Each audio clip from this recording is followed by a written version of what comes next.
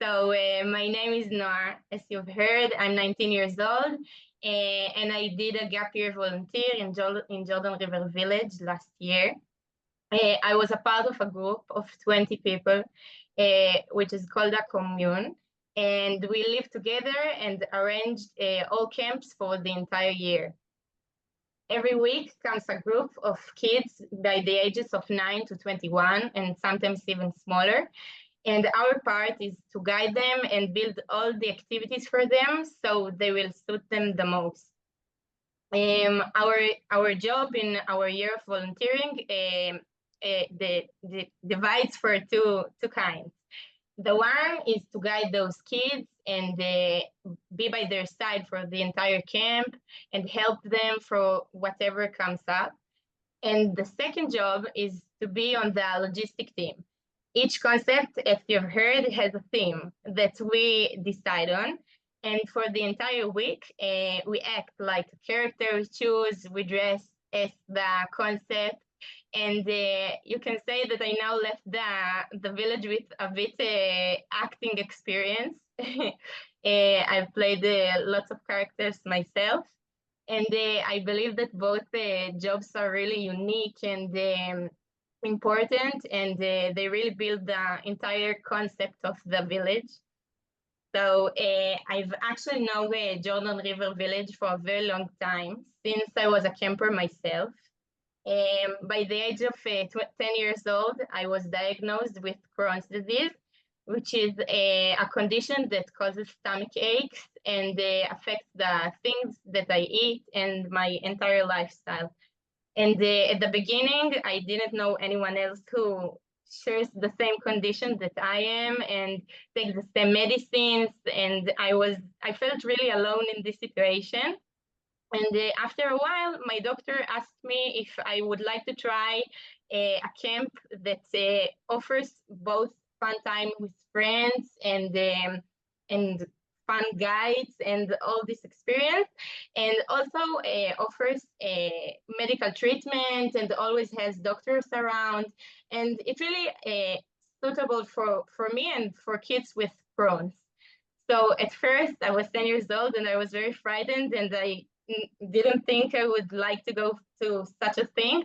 But then I agreed and decided to try. And I had the most amazing time. At first, I was very frightened and it was a little bit quiet. But then I started to open up and felt comfortable. And I came back 4 more times after that. And so I saw how the impact that the village made on me and how it helped me to my entire life, and really wanted to come back and try to give it to others. And luckily, I had the opportunity to do so.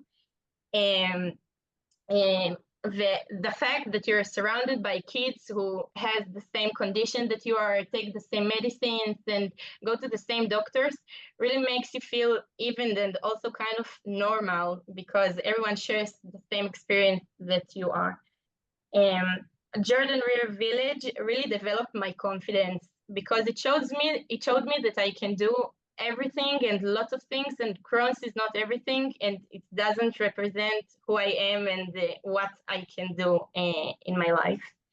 And after this entire year, I can now say that I've had an amazing experiences with campers myself.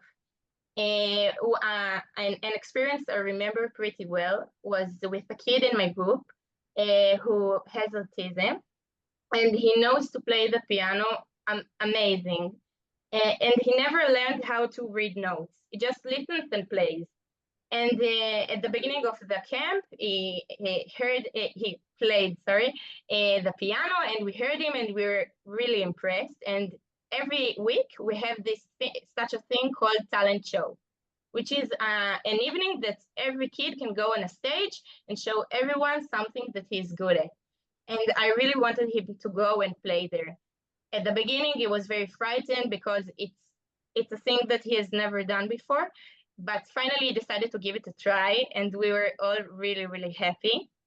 And he went on stage and he played for everyone, and everyone was so impressed by how good he was. And at the end, as he went down from stage, he came to me and told me that thanks for not giving up on him. And it was the first time performing in front of audience, and it means a lot to him. And I remember that I got really emotional, and I was really, really proud of him. And another thing that I remember from my time, from my year of volunteering, is an experience with a girl that deals with mental illness. Besides physical illnesses, the village hosts kids with mental illnesses. And this kid, sorry, was in a very hard time, and she was in a bad moods a lot, and she didn't smile a lot. And one morning, the second morning of the camp, we set all the group together and we shared our feelings and what we think about everything. And then she came to us and said that this was the first morning for a long time that she woke up and decided to smile today. And this sentence that I really, really remember, and it really got me emotional. And it's the little things that make the most impact, I believe. So that's just a few experiences with campers that I had, and there are more and more experiences that also others can share. And I'm now volunteering for the Army in the Intelligence Corps, and I also always every day see the spirit of the village in me, you can say, because I believe that the village made me more sensitive and understanding for others. It really changed the way how I react to situations. It made me want to help more and be more and more for others. It also made me open-minded and creative, and want to solve situation in different ways and perfected. Yeah. And I was so used to the village's behaviors that as I just started the army and did a presentation, I was so surprised why everyone is not cheering me up, because I was so used that when someone's on stage, all the kids are cheering him up. So it took me a while to get used to those army's strict rules, but finally you get that situation. I can say now that my friends from the commune are now my best friends, and we stay in touch on a daily basis. And it really means a lot to me, and they're really friends for life, I can truly say. And I also must point out the amazing staff of the village that we always felt that took care of us and always does everything, so every kid will feel the most wanted and will have the best experience that he can. So this is the most amazing thing. And finally, I believe that the Jordan River Village is a real proof that joy, happiness, and good sense of humor is the best cure there is for every disease. And I would love to come back and take more part and be the most helpful that I can in the future. And that's my story. And thank you for everyone. Thank you very, very much. Ohad, do you want to introduce yourself a little bit about your history, about your work? My name is Ohad. I'm the marketing director here at JRV. And as well, I take part in different projects in our programs department. So I will be representing Gal, our camp director, who is the true focus of our educational mission and approach. She leads that in the village. I try not to interrupt too much. So I will try to give a little piece on that and to show the small theories behind what Noah tried to describe, but really Noah and her friends in the Gap Year Volunteers are the true engine and fuel behind what we do. A little disclaimer, I was a Gap Year volunteer myself, so I have to pitch in on that. So I want to start with updating you what's going on right now in the village. If I would have gone call 3 minutes ago, you would have heard kids roaming around, cheering before they go into their final night in our Chaim Topol Theater for the final evening of camp, where they will present in their groups presentations they created and small shows they created for celebrating their final night at camp. This week we are hosting children with visual impairness and blindness. Next week we have epilepsy. After that, hearing impaired, and so on and so on. You know what we do. These are our summer programs, our true summer camp experience, giving children the opportunity to get out of the house a bit, to release themselves a bit from the strong bear hold of their parents, and get a chance to sleep out of the house for the first time. I can actually say right now, Lisa and I were in the dining hall, and there was a kid that went up on stage, and he decided to leave now because he said, I was here for 3 days since Monday, and it's the first time I'm sleeping out of the house, and it's been so much. He felt that he received so much, he can't receive anymore, and he needed to take a break. But he'll come back next year, and I'm sure next year he'll stay for the whole session. And that was a really special moment. It's just one of many special moments we see during this summer and any other summer, while this summer is more difficult and more special and more challenging than any other summer due to the difficulties we all know about. I will give a short brief on the other programs we have for anyone who isn't sure. We have our family weekends, one of the most special programs we have, giving families where the child, the struggle of the child isn't really on the child itself. The whole family struggles and lives with the disease. They all feel it in their everyday lives. And we try to give one weekend of a true opportunity to relax a bit, to take the burden on their shoulders, to try to take it off and give them the opportunity to enjoy special family moments, family memories, collect special memories that go on with them for a long time. These sessions happen during the year, around 10 sessions a year, and they are very, very special. We also do the special education sessions for school programs and special education schools that need the special facilities we have to go on a field trip and enjoy the joy that we can give them. And of course, our hospital outreach program that is growing these days and continues to grow next year.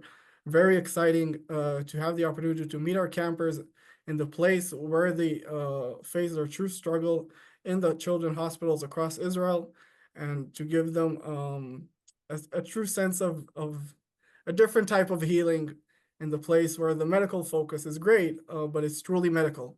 And we want to focus on some other aspects that are important just as well. So that is a bit of the programs we have now. And alongside all these operations, since October, we are operating in emergency response programs as well. I'm sure you all know about the school we opened on 30th of October, a special school for special children that are displaced from their homes and need a special type of care and attention and education. It's a magical school. It's not a regular school. They don't sit and learn or study, but they learn about friendship, and they learn about caring for one another, and they learn about the struggles in life and how to overcome them with a true, dedicated, amazing, inspiring team of staff that are also displaced and come to work here instead of the schools they regularly teach at. They are working now through the summer. And I don't know if you guys heard, but yesterday the Minister of Education said that the North won't return to their school next year. So we are looking forward and knowing that we will give this this response as much as needed. That goes alongside to the families we hosted since October 8th, right after October 7th. We opened the village for families to come and receive a shelter and home and care and support here at the village. For 2 months. We hosted over 150 family members to children with special needs who couldn't receive the response they needed in regular hotels. They stayed here. Last week, we had a very special day where we brought them and invited them to come for one day of reconnecting and seeing how they are, and during the summer break to receive a bit of recreational experiences.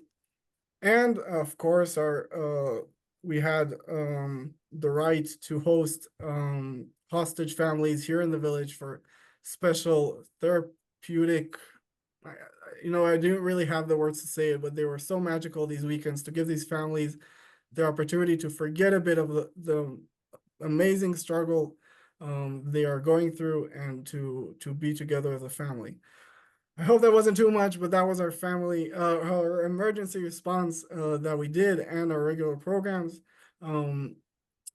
So to all these programs, there's a mutual connection, and that's what I wanted to focus on.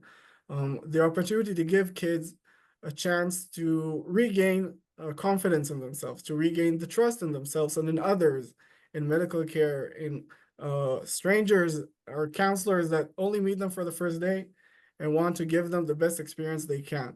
I want to share with you a special moment I had this week as well that I think summarize everything into one experience. Yesterday, I was walking around the session and I saw a kid that I know his mother climbing the rock wall. And, I know the mother, so I took a picture and I sent to her on WhatsApp. And I want to read to you what she wrote back. She wrote this. Wow, I can't believe he did that. How exciting.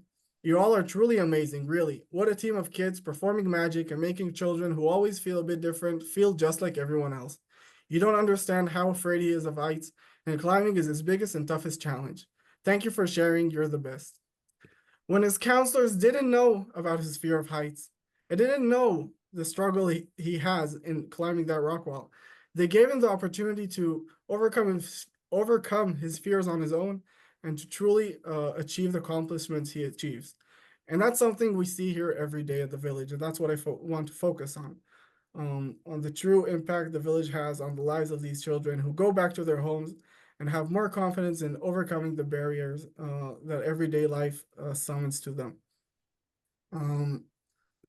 I hope I know you're all connected to the village and what we do, and I truly appreciate that. And it's a pleasure to have you here. And unless there's anything else to add, that'll be all for me. Thank you, Ohad. Thank you very much. And for everybody that joined, Ohad is a full-time staff member, a former gap year. Noah, she now spoke earlier. She is also a former gap year, now currently in the Army. And now for Shalom Ashkenazi, JRV CEO.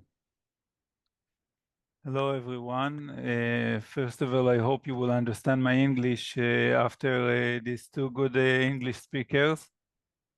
I feel like a proud grandfather sitting here and hear what Noah described and what Ohad tells you about the village. And I ask myself, is that the village I manage? How blessed I am to manage this village. Itai, can you share the screen with me with the Yes. PowerPoint?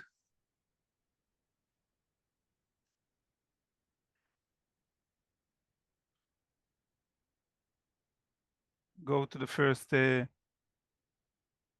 No, the other one. Yes. Jordan River Village, located next to Road 77. You can see the blue point. We are 20 miles from Lebanon and 21 miles from Syria. Till the Second Lebanon War, we thought that we are far away from the border. But since the Second Lebanon War, we realized that the border is much closer than we thought, and the missiles can attack even further. We also close to the Zeppelin. Can you show it the second? Yes, you can see that we are half mile from the Air Force Base. That's a real target for Hezbollah. And when the war started, they focused on this target to destroy the Zeppelin, and it's affected us. We had a couple of sirens in the village. Thank God, all the sirens was when we didn't have kids at the village in orientation day or in a break day or something.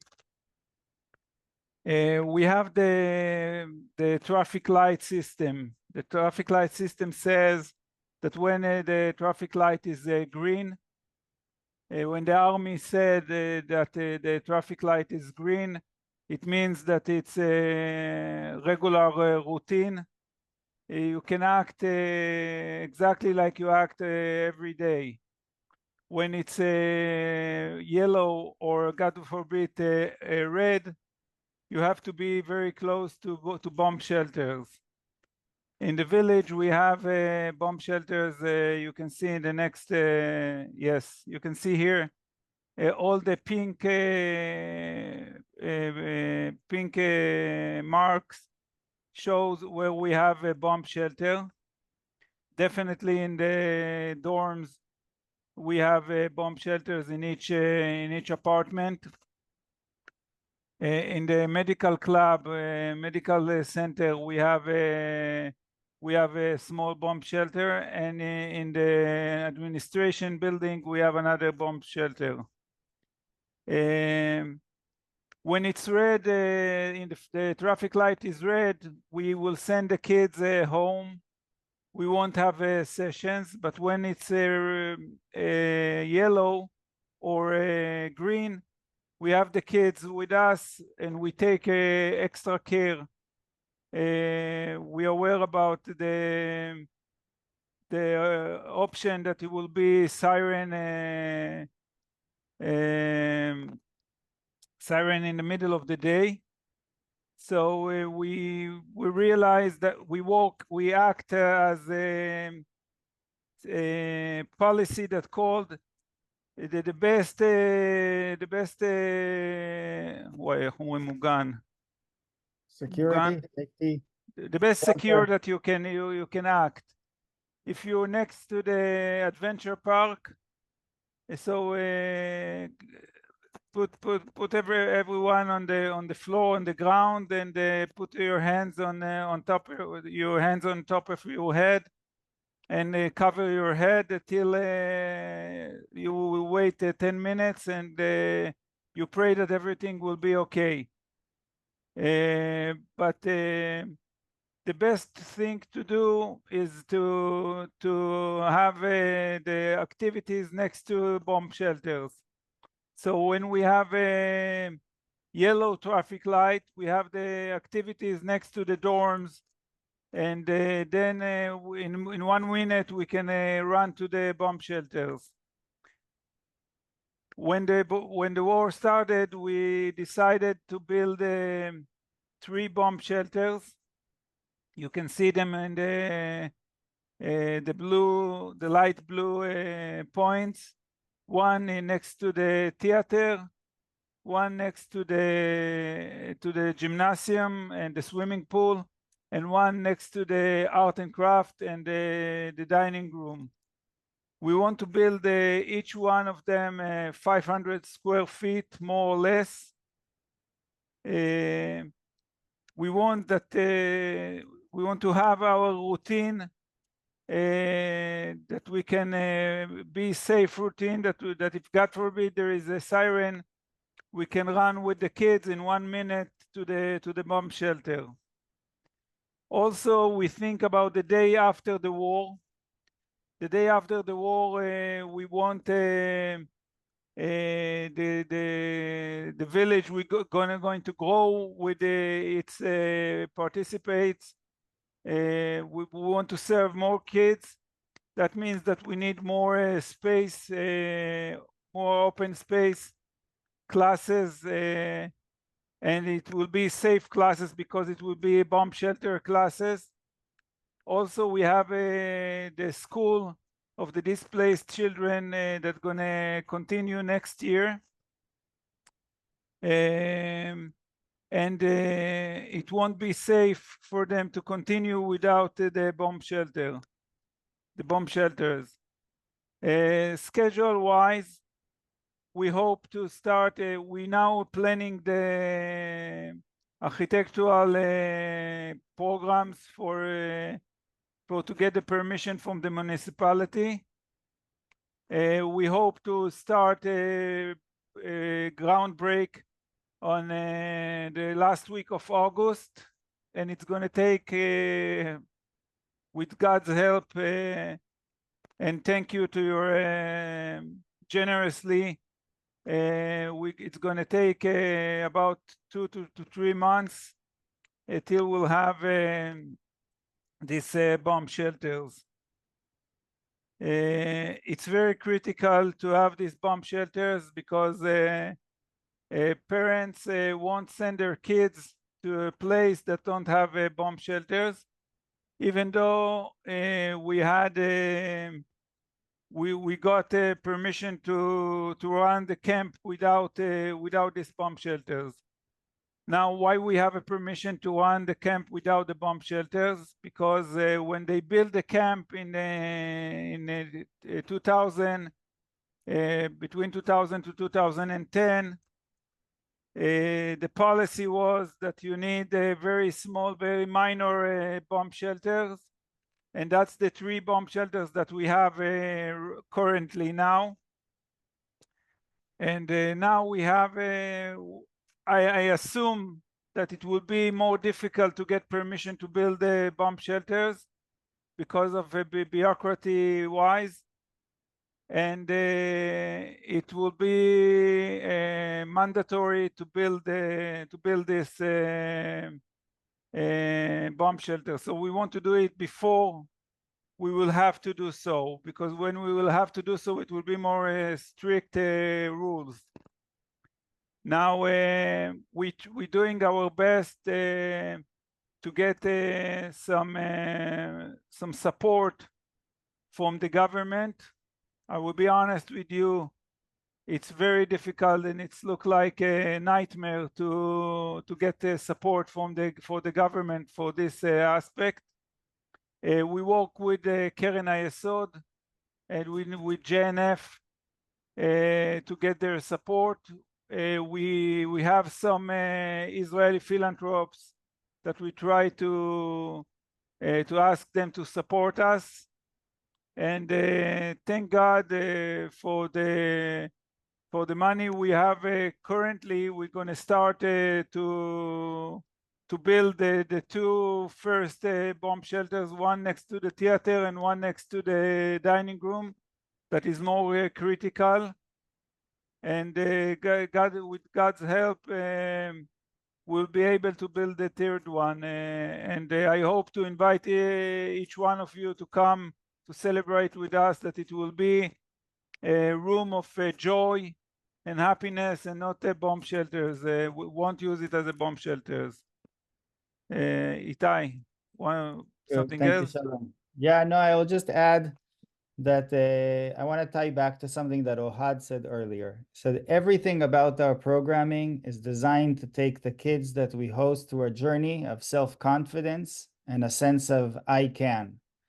And if you can imagine, if there's even just a siren, a false alarm, and all of a sudden a kid in a wheelchair or with a disability sees that they can't get to the bomb shelter in time, or that they're taking with them staff and it takes a long time because of their disability, all of our work with that child is lost.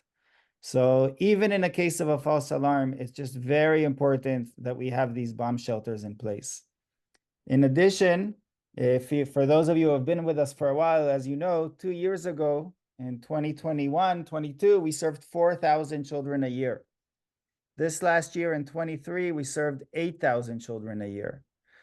We're now on track by the end of 2026 to hopefully double again and serve 16,000 children a year.